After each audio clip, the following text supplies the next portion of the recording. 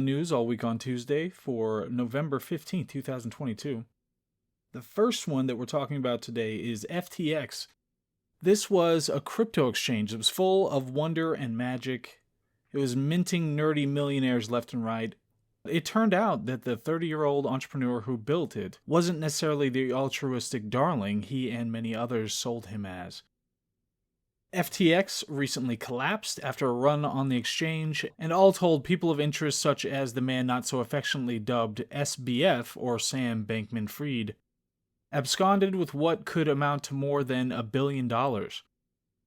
Just before the unceremonious collapse, and just after the midterm elections, it turned out that a country as incorruptible as Al Capone had received billions of dollars from one United States of America that was promptly invested into FTX and ended up, coincidentally, in the campaign finances of prominent Democrats running for political office.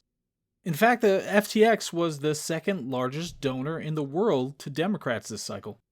Now, a terrible, evil insurrectionist cynic might say that the foreign war in Ukraine was being used to launder taxpayer money to Democrat political campaigns, and that would explain the insanely disproportionate amount Democrats spent on midterm elections this year. But a non-cynical person, okay, they'd probably say the same thing. Yes, our government has likely been laundering millions for years through foreign wars, and not just to and through arms manufacturers. However, we do benefit with record high inflation, mass layoffs recently announced, and a cratering real estate market disproportionately being purchased by massive corporations. Term limits, term limits, term limits. So, in summary, SBF's FTX is DOA like RBG, and investor money is MIA, and they're like WTF, but DEMs got paid, so the FBI and DOJ are AFK. Total damage to crypto and blockchain TBD. Okay, having covered that story, the next one, we'll try to brighten up the day a little bit. There's a lot of dour stories in the news right now. So, 15,000 people to be executed in Iran. Protests broke out across Iran 2 months ago following the death of 22-year-old Mahsa Amini, who allegedly breached the country's laws regarding wearing the hijab. The morality police arrested her and an hour later rushed her to a hospital after claiming she had slipped into a coma.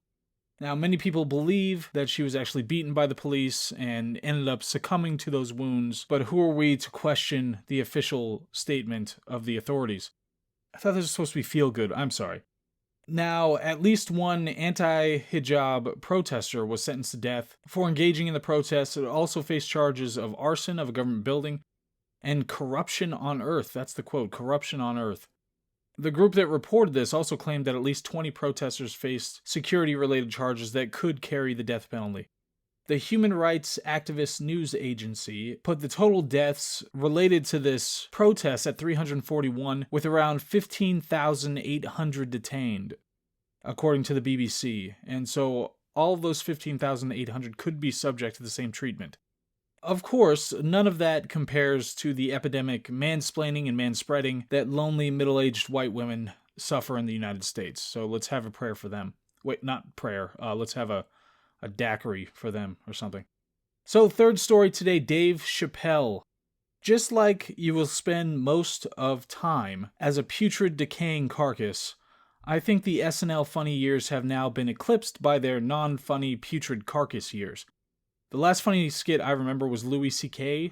doing voice blackface in an electronics store, and I think everything in that except SNL itself has been canceled.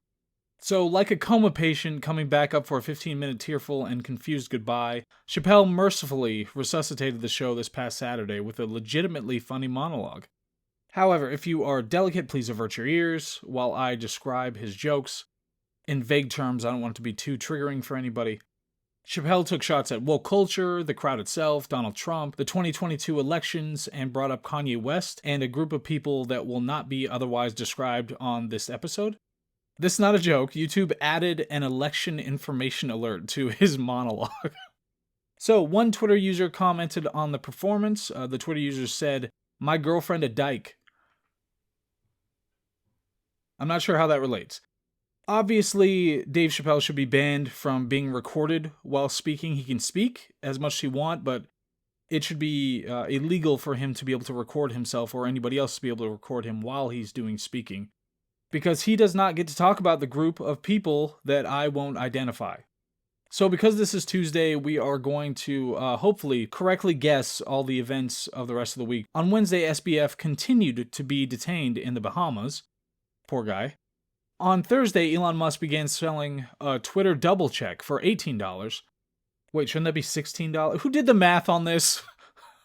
For $16, so people stop impersonating Lockheed Martin.